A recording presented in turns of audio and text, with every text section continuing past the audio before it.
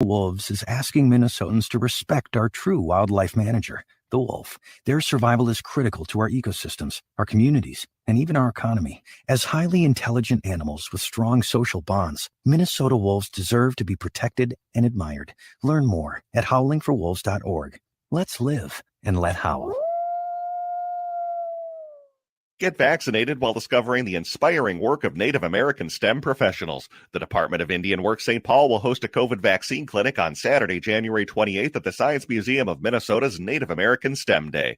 Get your shot while enjoying a live DJ, activities, STEM student-led panels, galleries, and exhibitors. Plus, get $50 of gift card incentives when you get vaccinated. So let's get vaccinated and celebrate Native Americans in STEM on Saturday, January 28th from 11 to 4 at the Science Museum of Minnesota. Admission is free. Hey, Olgama, I've been hearing a lot about this term, climate justice. What is that? Climate justice is recognizing that the negative impacts of climate change don't affect all people equally. It also means transitioning from a fossil fuel-based economy to a more sustainable future. MN350 is one of the groups that's pushing for this transition to protect our futures. You can even get involved too. That's great, especially since I'm concerned about pipeline projects like Line 3. How can I help MN350? Just find them on Facebook or visit mn350.org. Hey, Cudahy to all my friends and relatives in four directions. This is Robert Pilot of Native Roots Radio presents I'm Awake. I'm here to ask you for your support. Finding honest Native-centered news is not easy. But with your support, we're able to provide accurate information about Standing Rock, Line 3, treaty violations, and COVID-19 in our Native communities.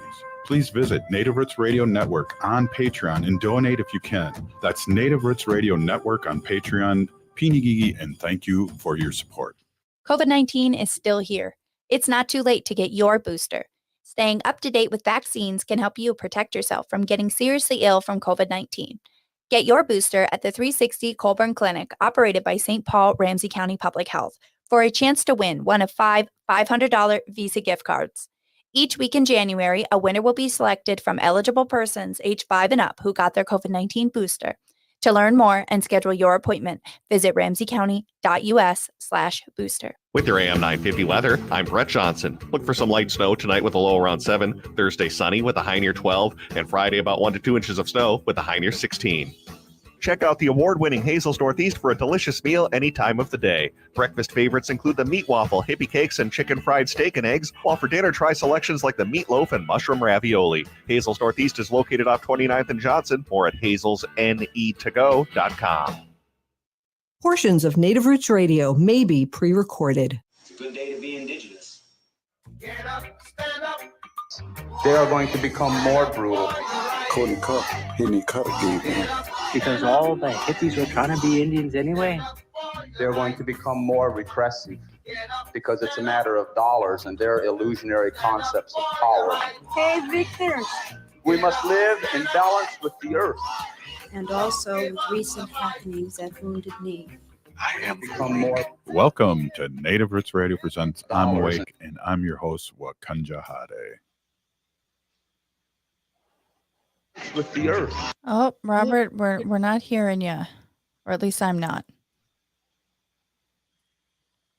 This portion of the show is brought to you by MNsure, Minnesota's health insurance marketplace where individuals and families can shop, compare, and choose health insurance.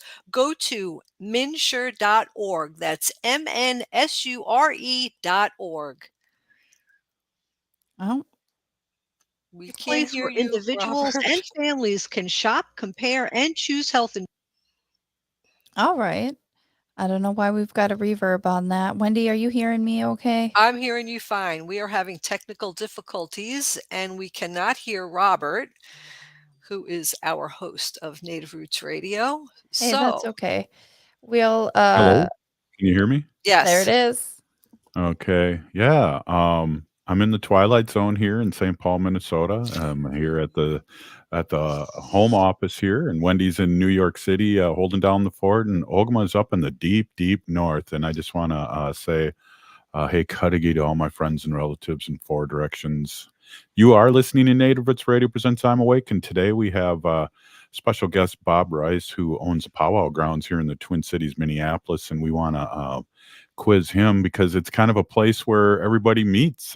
People come from all over the country and stop at the Powwow Grounds. So we want to quiz him a little bit. And we have a special segments with Wendy on our sacred animals, and we're excited to talk a couple segments there on so her fans out there are listening and are happy that she's on today. So hey, Wendy, without any further ado, let's get with Ogama with the news that you don't hear anywhere else. Welcome, Ogama. Hey, Bonjour, Anim relatives. This is Ogama Ganuakwe, and I am a member of the Red Lake Nation in northern Minnesota, and I've got some news and information for you here. One thing I want to talk about that I don't know that we've talked too much about here on Native Roots Radio is the Talon Mine and the Tamarack North Project here in northern Minnesota. The proposed Talon Metals sulfide nickel mine in Tamarack, Minnesota, threatens to destroy rural vacation land in Aiken County and threatens more than 460 inland lakes, wetlands, and the origin of the Mississippi and St. Croix River watersheds. Obviously, water is life, and we need health and water and food and leisure, as well as local and global resources in this water here. And there's really intense risks with this sulfide mining to the water-rich environment up there. There's going to be pumping requirements by Talon Metals that are probably, I'm just going to throw it out there, akin to what happened with Line 3. They're going to be pumping a ton of water out to make way for this mine. And there's a group that's been doing a lot of work on this, and that is the Tamarack Water Alliance. And they have a community Zoom meeting every couple of weeks. And the next one is coming up on February 1st. That's next Wednesday at 10 a.m. Central Time. And everybody is invited to their open community virtual Zoom meeting. And it's an opportunity to learn about the risks of the Talon Metals mine in Aiken County and the Tamarack North Project. Tom Anderson is going to be presenting, and there's lots of ways that you can get involved there. Right now, the estimate for the pumping for the Talon Metal mine, based on the calculations that Talon Metal has spelled out in their request, it corresponds to about 2.03 million gallons per day, which is a lot of gallons of water, Robert. I'm baffled that Minnesota, after Line 3 and the massive drought that we have, would be considering this. But I just wanted to give people a heads up that this is something that they can get involved in, and another way to protect water here in Minnesota, in the land of 10,000 lakes and sky blue waters. And you can go to Tamarack, that's TAMARACK, wateralliance.org, and you can find the registration link to receive the Zoom link on their website. And it's really an awesome way for you to get involved with the water. And Robert, I don't know if you've heard too much about that Tamarack mine. Have you heard much yet? No, but I'm glad you brought it up. Just been kind of circling around it, and circling around it like a wagon circle. You know what I mean? Hey, you gotta kind of, these things are really intimidating, when we talk about another water project coming in when we're all still healing from the damage that was done from Line 3, so it's hard to kind of, turn around and, bring up another fight. But it's definitely something that people, if they're not aware of, should be aware of, and be able to take care of. So get involved with that if you can. The other things I wanted to touch base on for news come out of the Navajo Nation. There is now a woman elected the Speaker of the Navajo Nation. 37-year-old Krista Lynn Curley now has one of the most influential roles in Navajo politics, and she is the first one in that role in the 100-year history of the Navajo government. Despite the nation being a matrilineal society, but there is excitement in that, and I want to congratulate the Navajo Nation and the 25th Navajo Nation Council for having her serve as the Speaker to the Council. And I'm excited to see what the Navajo Nation has in store with a woman in that position. Right, Robert? Yeah, and applause all the way, because the women lead the way in many, many things, and in the Native way, it's good that that's happening.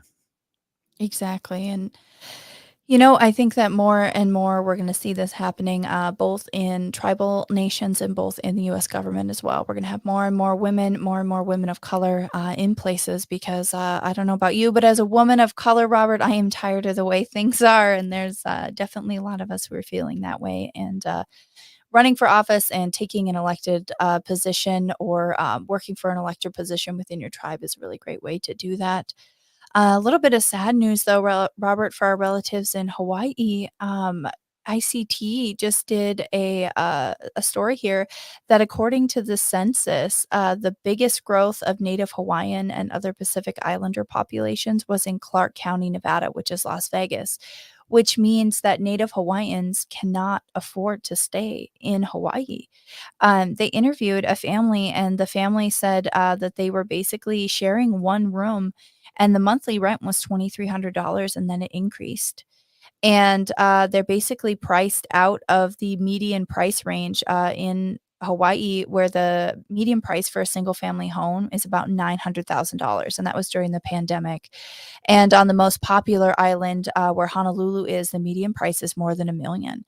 So Native Hawaiians cannot afford to live in their own land. And many of them are coming to Las Vegas, Nevada, which is really interesting to me, that move would be someplace, how that works out. I guess I'm not sure why Las Vegas is where they're coming from or where they're coming to, but I mean, it breaks my heart that, so many families are thousands of miles from home, and, just feel that there's no way for them to afford to be on their homelands. And I fear for that here in Minnesota, and my prayers are out for Hawaii and for its residents that are unable to stay there. Yeah, I agree. I saw that article, Ogama. Mhm. Very, very sad and not hard to believe, but very sad. Right, exactly. And we have to make sure we can stand up for those rights of Indigenous people wherever they be. I don't know how that works in Hawaii, but maybe I can track down a group that's working on that. Some affordable housing would be great. Hey, thanks, Ogama, for the news that you don't hear anywhere else. Up next, we got Robert Rice. It seems like we have a lot of Roberts on this show. We have Robert Lilligren, Robert Blake, and now Robert Rice. So it's the Robert Show here on Native Roots Radio. We'll be back after this short break. Stay with us. J&S Bean Factory is a native-owned, community-supported, cozy, artsy coffee shop which offers roasted on-site beans, live music, and baked goods. Relax in the beautiful outside patio. City Pages writes, voted top 10 coffee shops. Tucked into a quiet corner of St. Paul's Highland Park neighborhood, this coffee shop roasts beans on-site from the best coffee-growing countries in the world. Located at 1518 Randolph Avenue, St. Paul. The good stuff. Getting vaccinated doesn't have to be boring. The Department of Indian Work St. Paul is having a COVID-19 community vaccine event on Friday, January 27th that will feature music, crafts, art vendors, and more. Not only will you get to enjoy some great art, but you'll also receive $50 of gift card incentives when you get your shot. So protect yourself from COVID while having some fun enjoying Minnesota's vibrant Indigenous art scene. Again, that's Friday, January 27th from 3 until 7 at the Indigenous Roots Cultural Center in St. Paul. Hey, Ogama, I've been hearing a lot about this term, climate justice. What is that? Climate justice is recognizing that the negative impacts of climate change don't affect all people equally. It also means transitioning from a fossil fuel-based economy to a more sustainable future. MN350 is one of the groups that's pushing for this transition to protect our futures. You can even get involved too. That's great, especially since I'm concerned about pipeline projects like Line 3. How can I help MN350? Just find them on Facebook or visit mn350.org. Take care of your community by joining Metro Transit's Adopt a Stop program. Show your community pride by adopting a transit stop. Join us in helping keep the stop and your neighborhood beautiful, and report any maintenance needs to us. We'll put a sign at the stop recognizing your efforts. Plus, you'll get 10 free rides every month. Get details at metrotransit.org/adopt. Again, adopt a stop for Metro Transit. Hi, I'm Jane Fonda, and you're listening to Native Roots Radio. And we're back to Native Roots Radio Presents I'm Awake, and this is Robert Pilot. This portion of the show is brought to you by MN350, a grassroots organization fighting for climate justice. Hey, we got Bob Rice here. I don't see him, but I think he's here. Bob, are you with us? Oh, I see why I'm not on. Okay. Oh, good. The top of your head. I like it. Hey, welcome to Native Roots Radio, and we have we're excited to have you on. Wendy and I were talking a little bit before the show, and it's fun to have you on. And there's so much. I go to the powwow grounds quite a bit, and you're the owner of the powwow grounds. And we have a few questions for you. And one of the things I want to let you know too, Bob, is that we have people all over the country listening to us. We're on 11 shows and 11 stations in civic media in Wisconsin, and of course, we're live on Facebook and YouTube. And your place is a place where people, when they come to Minneapolis from all over Turtle Island, they stop there. So thanks for coming on tonight. Yeah, no problem. Hey, go ahead, Bob. No, go ahead. Okay. Hey, I got a question. So how long is the powwow grounds been around? Well, February 4th will be 12 years. Wow. And I think one of the exciting things is the name. How did you come up with the name? Well, the name actually, I think it was NACTI actually came up with the name, Native American Community Development Institute. So about 13 years ago, I was running a coffee shop on the north side called 42nd Avenue Station. And Andy Hessness and Justin Heeneman called me and asked me if I wanted to open a coffee shop on the south side, which I said, no, I'm too busy as it is. And long story short, they were very convincing for me to open a shop on the south side. After they told me what their vision for the coffee shop was, I agreed to do it. And 12 years later, here I am, and the other shop is gone, blown away by a tornado. Oh, wow. Hey, there's a lot of community So stuff. we got hit by a tornado. Yeah. Got hit by a tornado. There's a lot of community things that happen. You're right next to the art place in Natke's right there. A lot of things happening. I know our Ho Chunk member Mike Gozzi's in the basement somewhere over there, and there's a lot happening there on Franklin Avenue. A lot of history too. Yeah, so across the street from Powwow Grounds is where the office is or was, and that was back in the either late 60s, early 70s. Of course, we're in the same corridor where there were all the native bars. Across the street was, oh gosh, what was the name of that? I can never remember the name of that bar, but infamous bar, native bar. They also said that was Ames' other office. Yeah. I had to go back on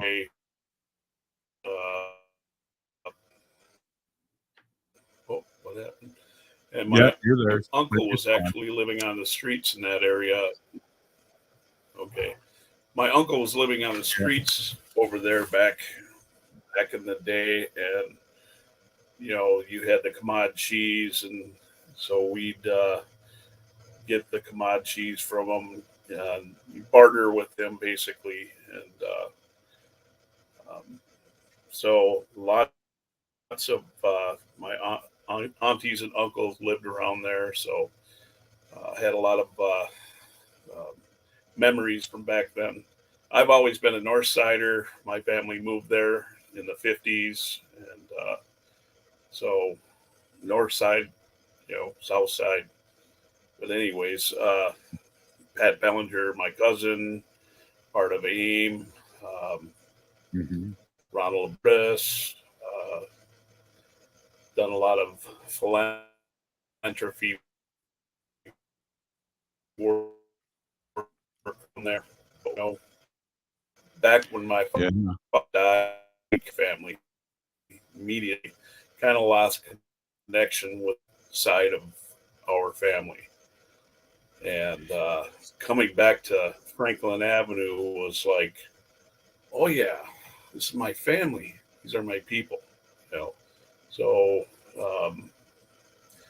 part of the thing with being Native is there's certain things we do, or at least what I think that is. And, we try to be helpful to our community, whether it be by cooking or doing something. And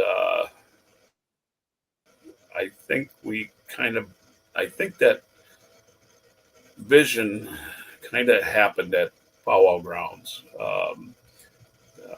That these were things that my family had always done, and now we're doing it. Just trying to be helpful in the community and stuff like that. Well, you got a catering business out of there too, and I've had some really delicious food at many events. Bob, there's a couple of things I want to get to before we end here. One of them is there's a lot of celebrities that show up there. Can you name a few? Because I know I had FOMO when I saw some of the reservation dogs that were there, and over the years, I'm sure you've seen a lot of famous people, including Ogama. Yeah, there were there has been the reservation dog, and the model Kwana. I can't really remember her name. Quana Chasing Horse, I think.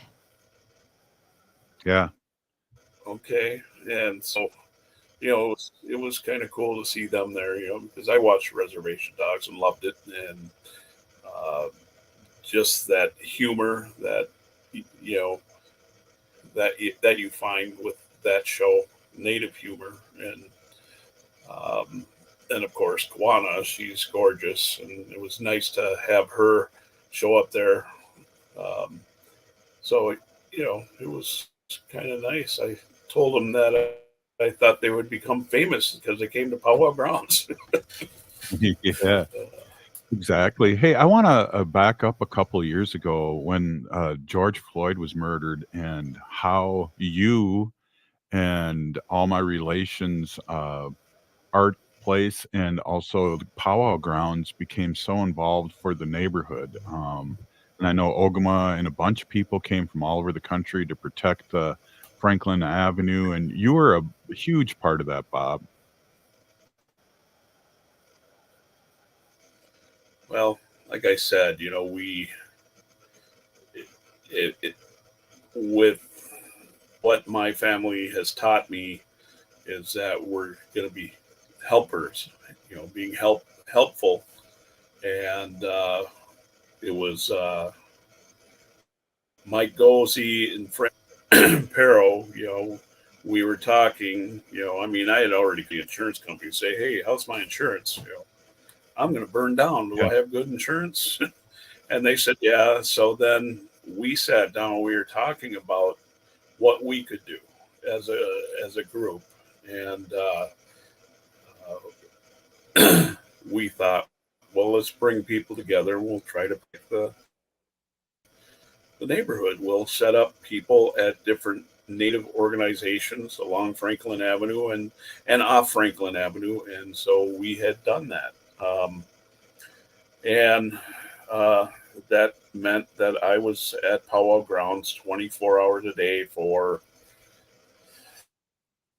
about 10 days. I was sleeping in the basement. I'd go home and shower and then go back, cook food, whatever it needed. I know at one point we had about 300 people there, and the funds were drying up on my end. And so I sent a Facebook message out to, hey, we need food. Can you donate hot dog, hamburger? And so I did that, and I went to sleep in the basement, sometime in the middle of the night. And I get upstairs, I walk into the gallery, and I got a ton of food in there. And I'm just like, what the heck happened here? Yeah. And the food kept coming in. And so we had plenty of food to serve everybody, but now I have too much food. Then Bill Swan, myself, and we talked to NACD, and we asked them if we could set up a free store, basically. And with all the donations we got in, knowing that a lot of supermarkets in the area had been damaged and were unable to be open and serve the community, we decided, and so we did that. And within a couple of days, we had so much food in the shop that I had no idea what we just was asked people to bring in shelving units, and so we gave away food for the community for the next how long? Well, Bob, thanks for stopping in. Thanks for stopping in. And I just want to say that was a huge thing. Wendy and I stopped by and were amazed by, how much you were doing for the community, especially with these grocery stores and places that were closed, and that you were giving food and being a great community member that you are. Thank you so much for being on the show. All right. Thank you. Have a good night. Right on. All right, right on. Hey, up next, Wendy with some sacred animal news. We'll be right back. This is Native Roots Radio presents I'm Awake.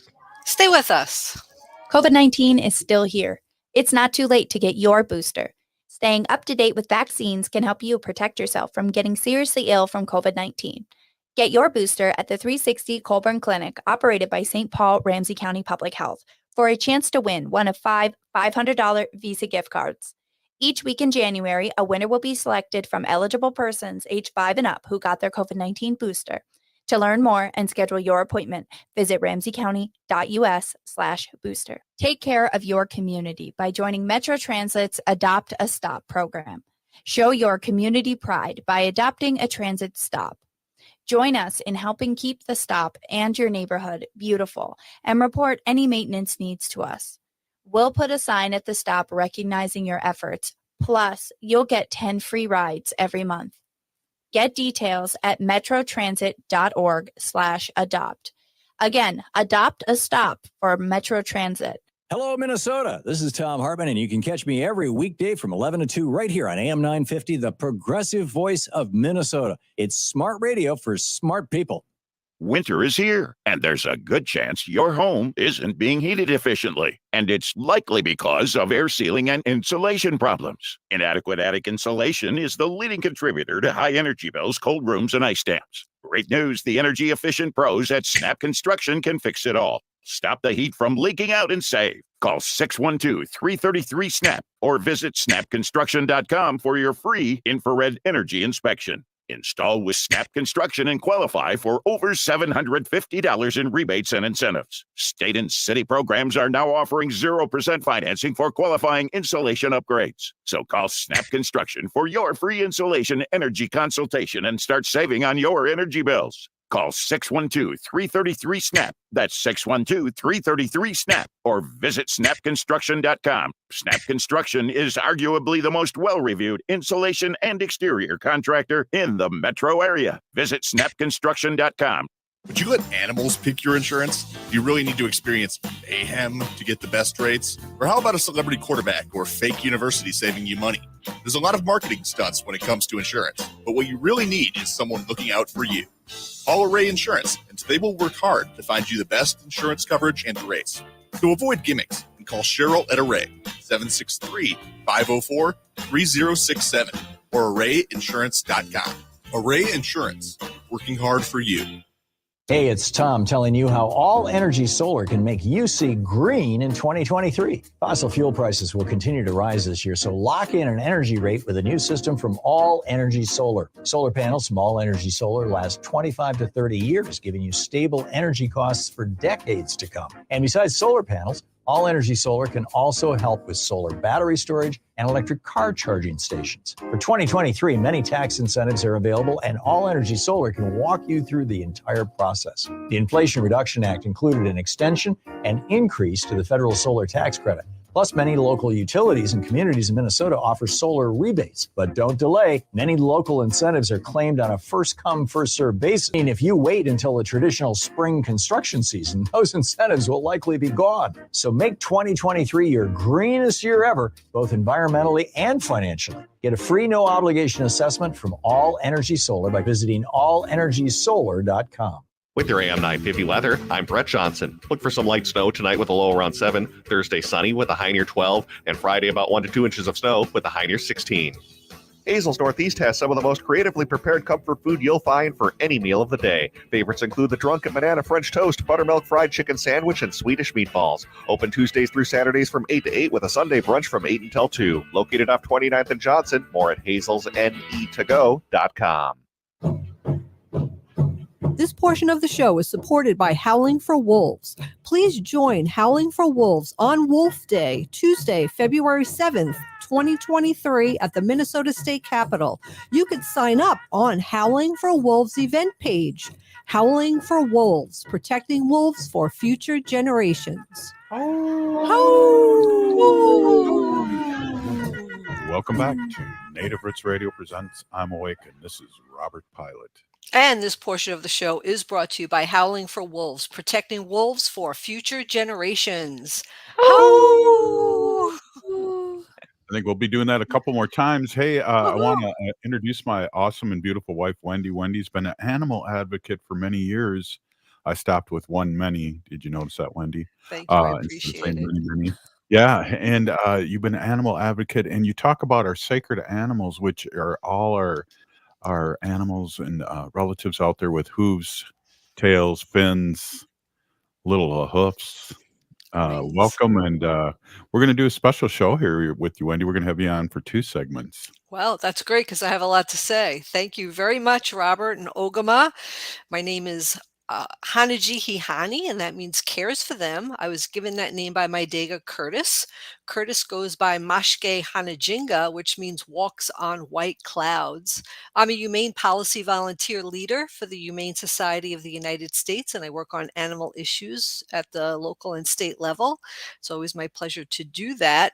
And yes, Howling for Wolves, you only have till, I believe, February 1st to sign up for Wolf Day, which will be taking place here in St. Paul's state capitol. And you could advocate for wolves. One thing I want people to know, you could also sign up to do a virtual visit, which is also great since a lot of people can't leave and they don't really want to go around a lot of people right now. But yeah, so if our Minnesota wolves get taken off the endangered species list, Minnesota will be required. The word is required to have a wolf hunt, which is a really scary thing. So we want to stop that from happening, and we need people to talk with their representatives and tell them that that's not what they want to happen. So go ahead and sign up on the Howling for Wolves event page and do that. I will be there in person on Tuesday, February 7th. So I'm looking forward to that. A while back, I was talking about eagles and how euthanized animals were illegally dumped in a landfill in Inver Grove Heights in Minnesota. And these eagles went and they ate these carcasses and got really, really sick.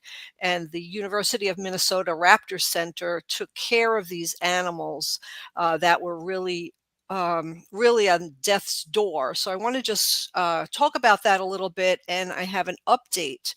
But first, before I do that, I have 2 quotes from people who worked at the University of Minnesota Raptor Center. One of the quotes is, "This is a heartbreaking incident, is yet another example of how critical it is for humans to be mindful of what we are putting into the environment. We are all connected, and sometimes our actions can be have unintended and devastating consequences. That was from the University of St. Paul campus of the Raptor Center. And that was on their Facebook page. The other quote I want to read is, "It's extremely sad event is another reminder." Oh, it's the same thing. Oh, here. "It's extremely sad event is another reminder that we as humans can and must do better," the Raptor Center said in its post. "All too often, our doctors are treating birds that enter our clinic as a result of human caused, completely preventable illnesses and injuries. Together, we can help protect the lives of not just raptors like bald eagles, but the environment that we all share together." And I think that's a really important reminder. And there's a lot that we talk about on the show, whether it's, oil, pipelines, or animals, everything. So I have an article here from NPR News. This is dated January 6th, so the beginning of the month, but it is an update on these eagles and what's happened to them. After weeks of treatment, the poisoned eagles released. They were back into the wild in Minnesota. This is an article written by Ben Hovland, again dated January 6th. After weeks of medical treatment, 6 bald eagles that were found poisoned last month near the Twin Cities were released back into the wild. The University of Minnesota Raptor Center released the eagles at Carpenter Nature Center along the St. Croix River near Hastings. They were among 11 eagles found poisoned near a landfill in Invergrove Heights in early December. The Raptor Center said the first was found on December 4th, 9 more on December 5th, and 1 more on December 6th. The Raptor Center reported the eagles were suffering from phenobarbital poisoning, the primary agent used in euthanasia solution. Eagles can get secondary poisoning if they scavenge on a body of an animal that was euthanized with this chemical. Officials confirmed that carcasses of euthanized animals had recently been brought to the landfill. "These birds came to us extremely sick, so they are required a lot of intensive treatment from our staff," said University of Minnesota Director Dana Franzen Klein. One of the eagles, which also had avian influenza, died. Several of the 10 others were discovered to also be suffering from lead poisoning, complicating their recovery. In photos and videos released by the Raptor Center, the remaining 10 eagles are seen with their heads resting on rolled up towels. Staff had to physically remove the tainted meat from the eagles' stomachs. One was released on December 30th, followed by the additional eagles released on Friday after passing final medical and flight checks. According to Dr. Franzen Klein, the Raptor Center treats approximately 1,000 injured and orphaned raptors every year. The organization relies on public donations for its operations and raised nearly $20,000 to support the eagles' rehabilitation in an online fundraiser. It's extremely exciting to see all of our hard work come to fruition and see these birds go back into the wild where they belong, said Dr. Franzen Klein. So I'm really happy that these birds, they did really well. Most of them did survive, but they really went through harrowing, really a hard, something that happened to them. And it was all because of these euthanized animals that were put illegal in this landfill. Now, I went online, I've checked, I tried to figure out and find out where the euthanized animals came from. And I'm sure that they know because it was under investigation for a while, but none of the articles that I read said, where they came from or what animals they were that these eagles ate. The other sad news is that 10 of the eagles that were found who ate these euthanized animals also had lead poisoning. That's astonishing that 10 out of the 11 had lead poisoning. And Robert, and Ogama, we've talked about lead poisoning on this show so many times. I feel like I sound like a broken record, but I'm going to bring it up again. Only a tiny amount of lead in these birds could really cause a lot of problems. Hunters that use lead bullets go out in the field and they'll shoot a deer or an animal.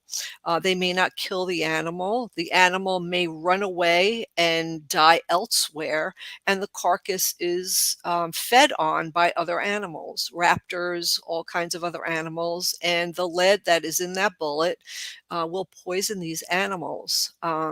Also, hunters will use lead bullets, kill an animal, and leave gut piles. So they'll kind of slaughter and clean the animal there on the field and leave gut piles. And these gut piles have traces of lead in them. And again, in just a small amount, can really cause devastating damage. And if you have lead poisoning, it's a really horrible death. It's not, like, okay, you're dead and you're gone and that's it. It's a really painful death for these animals. So hunters are asked to use alternative bullets. There's plenty out there that have been tested and said to be as same as lead bullets, and also not to leave the gut piles in an area where these animals can get at the lead piles, because it's really, really devastating. I know myself, for the Humane Society of the United States, I have lobbied for stricter laws on lead bullets, but the NRA has such strong lobbying power in Washington, and they have so much money and so much power and so much political power that the NRA is afraid of any changes or any gun laws or you can't use lead bullets. Any changes at all would lead to more changes and more changes and more changes, and that's why they don't want to do that. So we really have to, again, talk with our legislators and representatives and ask them to pass good, safe legislation, gun laws first, and we need safer bullets, not only for us. Children get into the lead, the animals get into the lead gets into the water, the lead gets into the fish, the people eat the fish, it's so on and so forth. So I have 1 minute left. Yeah. Hey, Wendy, Go ahead. I just wanted to mention something too that you've talked about, and I want to take time to remind people because it's winter right now. Poison is another really big problem for eagles and other birds of prey too. So if you're dealing with a vermin problem, if you have mice or other small creatures right now, choose non-toxic methods, because the eagles come and they eat those animals and they eat the poison that those animals ate. And the food chain exists. It's real. It's not just a picture, and you're a big part of it. And make sure you're choosing healthy options for your relatives, your animal relatives. Thank you for bringing that up. Right on. I appreciate it. Up next, Wendy Pilot, my wife, again, talking more sacred animals here. You're listening to Native Roots Radio presents I'm Awake. Stay with us.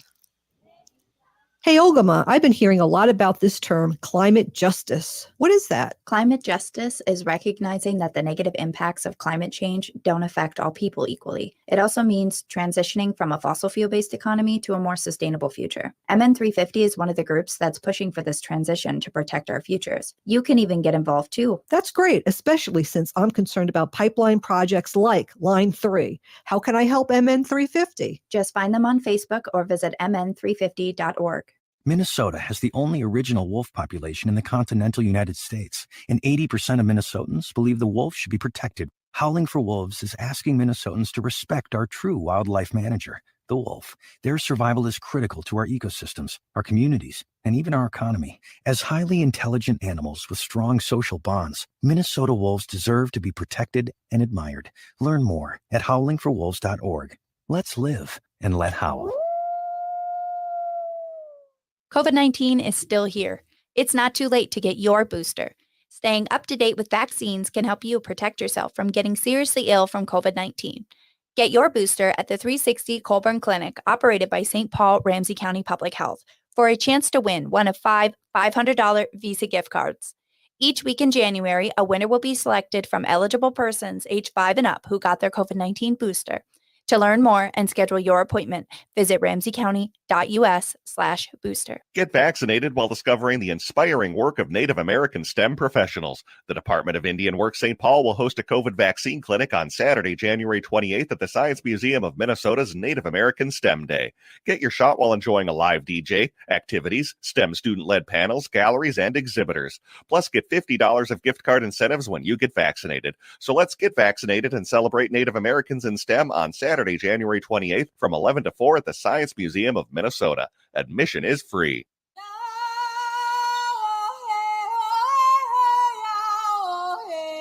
This is Leonard Peltier.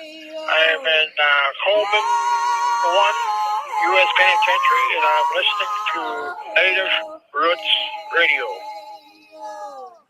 And we're back to Native Roots Radio presents I'm Awake, and this is Robert Pilot. This portion of the show is brought to you by Howling for Wolves, protecting wolves for future generations.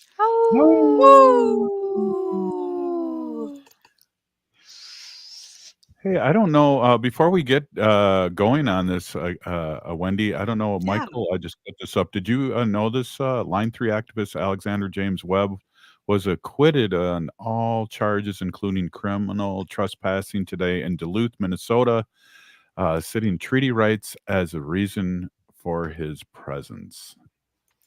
That's So, amazing. That's That's good news awesome. for treaty rights. Yeah, We don't hear a lot of news, good news on that front, so that's really good news to hear. Well, hey, I want to reintroduce my wife, Wendy. Wendy's been an advocate for many years, and we've been talking about our sacred animals here on Native Roots Radio. So, what else you got for us, Wen? Yeah, thank you so much for having me twice. I really appreciate it. You know, a lot of times what I do is I read from a blog. It's called A Humane World, and it's written by Kitty Block. And Kitty Block is the president and CEO of the Humane Society of the United States. And she has this blog, and she updates her blog quite a bit. So I wanted to read an article that she wrote. So I'm just going to be reading from her words. And this, you'll know why, Robert and Ogama, this article really resonates with me, and we'll talk about that after the article is written. So the article is dated January 24th, so just yesterday. It's called "Rescued Breeder Dog Lived a Full, Loving Life After She Was Saved." Here we go. Fighting the big fights for animals means that we are constantly working at an enormous scale to change thousands and thousands of lives, from securing the passage of animal protection laws and filing lawsuits on behalf of animals to conducting investigations and rescuing animals from crisis situations. But today I want to focus on one of those lives in remembrance, a poodle named Bibi, who passed away in the loving arms of her adopter earlier this month. We have told Bibi's story before. For years, the little pup was used as a breeding machine in the basement of a large-scale breeder operation in North Carolina. A local law enforcement agency requested our help, and when I say our help, I'm talking about the Humane Society of the United States, to save more than 100 dogs from this cruel operation. Bibi was one of them. Once she was removed from her tiny cage, Bibi went to a temporary emergency animal shelter where she was examined by a team of veterinarians from the Cabarrus Animal Hospital. She was estimated to be middle-aged, 5 to 9 years old, and she had likely spent her entire life in that dismal place. It has so happened that Bibi's future adopter was very nearby. The receptionist at the animal hospital, Brenda, noticed that people were interested in adopting adopting the younger dog saved from the puppy mill, but not BB. Everyone else wanted puppies, Brenda remembered. I wanted her. That's how BB came into Brenda's life. It was time of transition for her as she was about to retire. BB needed a lot of care and attention to recover from her years of neglect, and Brenda had time to give. At first, BB was in bad shape. She emerged from her cage with filthy fur, paws imprinted by the wire floor, and rotten teeth that weakened her lower jaw. Of course, not all BB's pain was physical. Many things scarred her: grass, throw rugs, loud noises, sudden movements. Brenda worked with BB to overcome her fears, and she says she learned a lot about patience from her little rescued poodle. Soon, though, BB was running all over the backyard and even became comfortable lying next to Brenda's Maltese dog, Tico. At night, BB happily shared the bed with her rescuer, surrounded by her stuffed toys, which she moved near her belly as though she was nursing her puppies. 6 happy years went by. Unlike other breeder dogs in large-scale breeding operations who are discarded or killed when they are no longer useful, BB's aged in comfort and with love. She got cataracts and started to slow down a bit. Still, her death was unexpected. In early January, Brenda awoke early one morning and found BB was having trouble breathing. There was nothing she could do to save her little dog. It's been a few weeks since BB passed away, and Brenda and Tico are adjusting to life without her. Tico now shares the bed, and he seems to sense that his person is grieving the loss of BB. He's like my little guardian angel, Brenda said. He just keeps looking at me like, am I okay? Our hearts go out to BB's rescuer and her family. At the same time, we're so glad that this little pup found in the basement of a North Carolina breeder was able to experience such love and comfort at all. There'll never, ever, ever be another one like her, Brenda said. Animals have such an amazing capacity to bond, to feel both love and pain. That's why we are taking on puppy mill industry, which threats dogs as little more which treats dogs as little more than products to be bought and sold by passing laws against the sale of dogs from puppy mills in pet stores and by investigating the wrongs done to dogs in these facilities. It's hard to think all of the other mother and dogs in puppy mills right now, each one of them an individual with a unique personality, capable of becoming a loving member of a family, just like BB was. But it is precisely this difficult truth that keeps us fighting to end puppy mills for good. And they say you can help improve the lives of puppy mill dogs by urging the U.S. government to require enrichment for companion animals raised in breeding facilities. And for me, I'd like to end all the breeding facilities out there. But as long as people keep going to pet stores and buying their puppies online, these puppy mills will continue to exist. And you know, Robert and Ogama, Robert and I have a dog, Gracie, who came from one of these horrible places. And really, reading this kind of chokes me up a bit, thinking about Gracie and the hardship that she went through and her little body went through. I Yeah. just, Gracie was in the puppy mill for 7 years.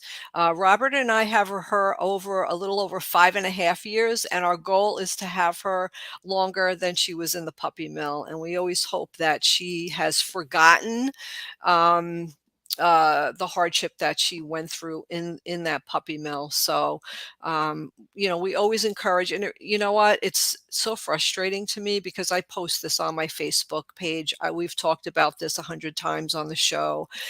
And every day I see somebody on Facebook and somebody, online, whatever, buying another puppy. And I just can't get excited about that little shiny new puppy because I know where that puppy originated from, and I know that the mom dog and the dad dog are still stuck in this horrible puppy mill breeding place. And also, I want to bring up the fact that, women out there, if we're feminists, these puppy mills are like a sex trap for dogs. A female dog is kept in a cage. She's forced to have sex. She's forced to be pregnant and forced to have these puppies. And if you are female and a feminist, that's just another reason not to let this industry go on, and just pass the word along to all your friends to please adopt, do not shop. Wow. Yeah, definitely. And we've been talking about lead bullets for so long and adoption too. Great segments. I think we could talk about that every day, until we're blue in the face, because it's out there and it's terrible. Thanks, Wendy, for stopping in for 2 segments. Thank Bob Bryce and Powwow Grounds and Ogama with the news. You've been listening to Native Roots Radio presents I'm Awake. We're still here. We are the 7th generation. Free Leonard Peltier. Now. Hi, this is Kirk Dogwall with the House Geeks and host of the Twin Cities Real Estate Show here on AM